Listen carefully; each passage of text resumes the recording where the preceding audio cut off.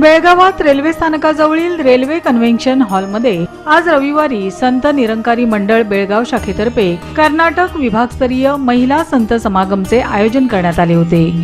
यावेळी उपस्थित महिला भक्तांना संबोधित करताना श्रीमती राज नागपाल पुढे म्हणाल्या, प्रत्येकाच्या जीवनात अनेक दुःख अडचणी असतात। विशेषतः महिलांना तर संपूर्ण कुटुंबाची स्वयंपाकापासून सर्व जबाबदारी घ्यावी लागते, त्यातून त्यांची चिडचिड होते।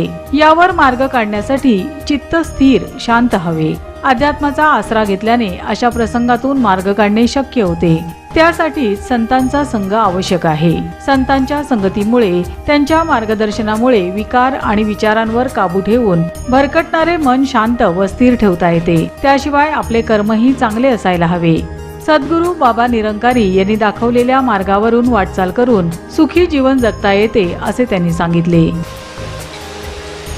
जिसमें आपकी रोज की दिनचर्या, रोज की एक्टिविटी, कहते हैं एक औरत का सबसे ज्यादा समय कहाँ निकलता है? किचन में निकलता है। और किचन शब्द तो अंग्रेजों ने दिया। दासी का तो ऐसा सोचना मानना है कि इस किचन में कितनी किचकिच होती रहती है। मन खुश नहीं भी होता है तो भी आग पे जो बर्तन पड़ा हुआ होता है उस पे मन के भाव इस किचकिच के भी जा रहे होते हैं। मन अगर निर्मल शांत हो जाता है तो अपनी माँ का समय हमें वो याद आता है कि इस रस को भर के मैं इसमें हर पल हो गई। ये रसोई भी मेरी सुंदर साध संगत से ही सज गई। इन सब की सेहतें सच्चे पातशाह ने दो संतों को मिलाने के लिए वैसे ही स्वस्थता का दान दे दिया। आओ साध संगत, गीतों की भी वो लाइनें आती हैं, गुरु पूरा ज्ञान पूरा निरंकार भी पूरा है, पूरी यदि साध संगत ये दरबार भी पूरा है। इन पूर्ण संतों के संग ही रह के हमें वो सारी खुशियाँ मिल जाती हैं, वो सारी रहमतें सच्चे पातशाह हम पे बरसाने लग जाते हैं। यावेळी निरंकारी महिला भक्तांनी विविध भजन कीर्तन सादर केले।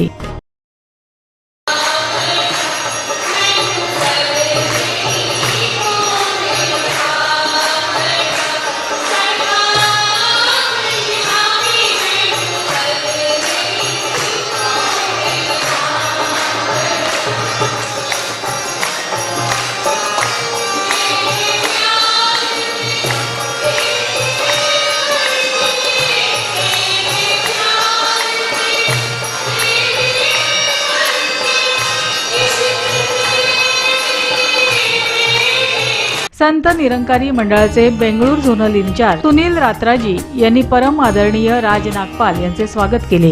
बेळगाव संयोजक श्रीमती शशी आनंदजी यांनी त्यांना पुष्पगुच्छ प्रदान करून सत्कार केला।